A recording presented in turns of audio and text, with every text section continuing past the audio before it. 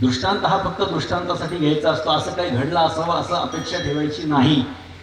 परमात्मा ज्याला आपण बोलवतो तो त्याच्याविषयी आपला निष्ठाभाव जर असेल तर निश्चितपणे तो आपला परमात्मा ज्याच्यावरती आपली श्रद्धा आहे तो आपल्याला वाचवण्यासाठी येतो. परंतु आमची श्रद्धा एकाच्या ठिकाणी नाही.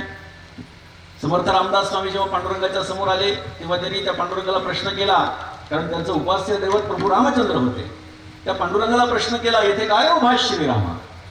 हे रामा, तू इथे का उभा आहेस? कमरेवरती हात ठेवून का उभा आहेस तू? कुठे आहे तुझा धनुष्य? कुठे आहे तुझा बाण? ही भावना ही आपल्याला सांगून जाते की समर्थांच्या मनात प्रभू रामचंद्राच्या प्रतिमेशिवाय दुसरी कोणतीही प्रतिमा नव्हती. मग आपण काय करायचं?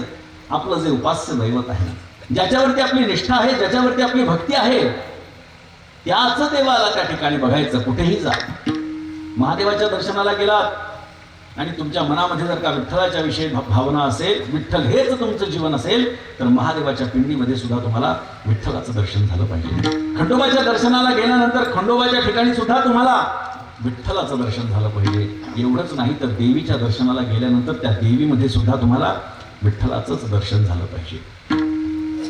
सुख इकडे तिकडे आपण शोधत बसतो, पण ते सुख इकडे तिकडे कुठेही आपल्याला प्राप्त होणार नाही. इतर कोणत्याही देवी देवतेची उपासना केल्यानंतर जे सुख आपल्याला प्राप्त होणार नाही ते सुख आपल्याला प्राप्त कुठे होणार आहे? महाराज सांगतात अभंगाच्या पहिल्या चरणामध्ये, सुख एक हरे आठवीत हरे सुख एक हरे हरी आठवेला सुख एक हरे आठवेला